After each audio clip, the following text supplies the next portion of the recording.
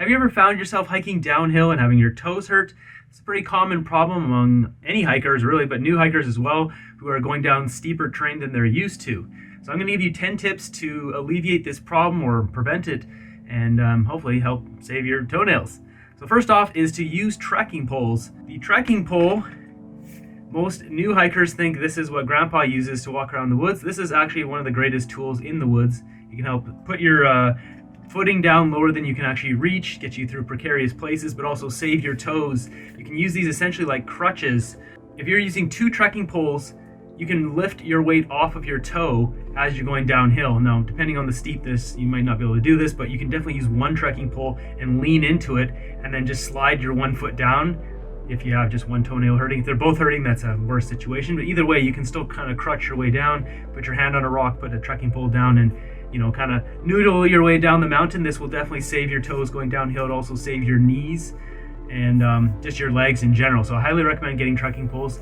Next up, a simple tip anyone can do is to use 2 pairs of socks. So typically when I go hiking, I wear a pair of socks like this, which is like an athletic running kind of sock. I usually wear these when I run, and then I'll wear one of these, which is a really thick hiking sock I got from Costco. I love these socks. So I have this one underneath, inside this one, and I have 2 layers on my toes. It just gives you extra wear and tear friction. I don't know if you would necessarily want to wear 2 of these. That would be really thick and really hot, but this way you get a little extra protection on your toes, and especially when you're going down hills, because often it's not just the impact, it's the friction. So try that one out. The next one is to buy boots that are half a size to 1 size bigger. I actually wear boots that are full 1 size bigger. So my boots, you can see, are absolutely beaten up, but these are a full size bigger. These are a size 11. And then to combat this though, because you might find yourself sliding around a bit, because since they are bigger, you have extra distance on the end, so you won't get the impact. But to prevent yourself from sliding is the next tip, which is to get gel insoles or some sort of thick insoles you put in your boots to lift your foot up. So then now when your foot wants to slide forward, it hits the arch or the bridge part here. So as long as your boots are tied nice and tight, your feet won't slide and you'll have more cushioning on the bottom and it won't hit the front. The next tip is to make more horizontal steps. So instead of going straight down, try to take more steps sideways and make more of a zigzag. There's always places where this won't work, but often you can actually take more steps off to the side, even if you're going off the trail a bit, and just reduce that vertical drop per step, and that will prevent your toe from smashing the end of your boot or scraping or rubbing or any of that kind of stuff. So to go along with the sizing of the toe, you also want to get boots that properly fit. They have a proper arch. Often your insole, as I mentioned, putting that gel insole lifts your foot up. That insole actually gets flattened down. Also, you want a proper arch in your boot so your foot is nicely snug in there and everything is just nice and fit in the boot. You don't want it sliding around and sloshing around in there. You can also, when you're in the store, they often have like a big rock thing. Depends on which store you go to. If you go to an outdoor store, they have like one of those big rock things you can walk around on just to test out the boots, and find the most vertical spot and like step up and down that thing a bunch to see if your foot sliding, if your toes hitting. That'll just give you an indication of what you're going to be left with in the woods when you're out in the middle of nowhere. You can't switch your boots out.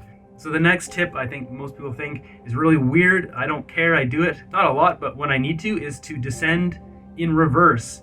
So instead of going down the mountain, looking down, I turn around and I go backwards as if I'm climbing up, but backwards. I don't know, you just try it out, because then some of your toes pointed up, your heel's going down. It just takes a bit more work because you have to look backwards and step backwards, and the really hard spots you can look at where you're stepping, and then when you go down, you can just turn around, go backwards, and I find it just really saves my toes. So the next tip with this is not really something that's gonna happen overnight, but it's to become a runner. I find I've been a runner now for a while, but I've really amped up my running the last 2 years, and the more I run, the more it just conditions my feet and my toes, and they really just don't get burned out when I go down steep mountains now. It's really hard for them to get to that point where my toenails are hurting. Especially if you start running mountains or running hills. If you have steep hills in town, you can run down hills. It really conditions your feet a lot. So another tip I've seen here, which I've never tried myself, but people swear by, is by cutting your toenails straight across instead of rounded. It kind of makes sense. You're not going to be hitting it at a weird angle and bending that front of the toenail. Let me know in the comments below if that's something you do or if it's something you swear by. And finally, the last tip, if you're really in a bind and your toenails are really hurting, you can retie your boots. I've done this before where You can retie them really loose and kind of crumple up your toes and try to walk on the backs of your heels. And then you can retie them really tight. And just by retying them, sometimes you can get it into a position where it's just not, chafing anymore. It's not hitting. It sometimes just really helps. And also just kind of airing out your feet and letting them breathe a bit also helps. It just depends kind of where your feet are at. Sometimes you just don't want to take your boots off. You just want to keep going. But hopefully you found these tips for saving your toes while going downhill helpful. Be sure to hit the like button if you like this content. That's the only way this content gets shared out to more people. And subscribe. And until next episode, have a good one.